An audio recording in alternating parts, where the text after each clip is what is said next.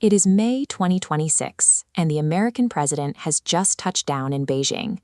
On the surface, this massive state visit projects a familiar image of global diplomacy, two economic superpowers negotiating trade, tariffs, and global stability. Trailing the diplomatic corps is a massive delegation of roughly 16 to 17 top American CEOs and executives, representing the absolute pinnacle of Western enterprise. The guest list signals exactly where the geopolitical stakes are highest. You have tech titans like Elon Musk making the trip, representing the cutting edge of aerospace and artificial intelligence. You even have NVIDIA CEO Jensen Huang, who was added to the delegation at the very last minute, flying to Alaska just to board Air Force One during a refueling stop.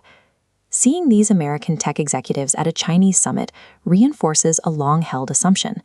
Beijing is at the table because it requires American silicon and AI infrastructure to keep its economy functioning. That diplomatic truce is hiding a much larger reality. We are in the middle of an intense systemic rivalry, and Beijing is no longer trying to catch up within the American-led system. They are actively building an entirely separate, parallel world. To understand how they are pulling away, we have to start at the bedrock of global trade, the financial system. Right now, a massive vulnerability for Beijing is its reliance on the US dollar and Western banking networks like SWIFT. Their primary countermeasure is the rapid expansion of the BRICS coalition. By 2026, the original group of Brazil, Russia, India, China, and South Africa has brought in nations like Egypt, the UAE, and Iran. BRICS functions as an economic escape hatch, facilitating non-dollar trade and alternative payment networks that exist outside the reach of the American financial system. The strategy is immunity. If your domestic economy and international supply chains no longer run on the American dollar, you are insulated from Western sanctions. That brings us back to the silicon layer. If Beijing is insulating itself from the West, why is NVIDIA CEO sitting at the negotiating table in China? U.S. export controls caused NVIDIA's advanced AI market share in China to plunge to near zero. In that vacuum, Huawei's Ascend chips are rapidly scaling, projected to capture 60% of the market this year, backed by massive orders from Alibaba and Tencent. The ultimate prize in this hardware race sits right across the street, on the island of Taiwan. It is home to TSMC, the manufacturing giant that actually builds the vast majority of the world's most advanced chips. The TSMC manufacturing process is extremely sensitive.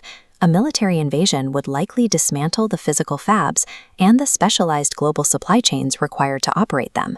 So Beijing's calculus has adapted. Funneling billions of dollars into domestic tech self-reliance to build their own chips is strategically safer than triggering a war that could collapse the very tech infrastructure they need. This race for autonomy extends far beyond the Earth's surface. The geopolitical competition has moved directly into the orbital infrastructure layer. Right now, the United States holds a massive advantage in space. Through SpaceX, the U.S. commercial sector operates a low Earth orbit constellation of over 10,000 Starlink satellites, providing global broadband and a proven military asset. This animated diagram illustrates China's aggressive counter-strategy. While the blue network shows the U.S. Starlink system, the red network represents state-backed Chinese megaconstellations like Guowang and SpaceSail, rapidly deploying to rival it. They are launching these parallel networks to ensure that their future military communications and AI data centers are physically insulated from American orbital dominance. We are looking at a future where the modern world splits into two incompatible systems, a US-aligned technology and finance sphere and a China-centered alternative. When President Xi Jinping meets with the US president and American executives, it is not a signal that their economies are merging back together. These meetings are highly pragmatic, managed truces. Beijing is simply buying time. They are keeping the lines of communication open and utilizing American technology today, all while their domestic semiconductor funds and BRICS partnerships build the infrastructure for tomorrow. The quiet, permanent decoupling of the modern world represents the defining existential shift of the next decade, a structural rivalry that is now reshaping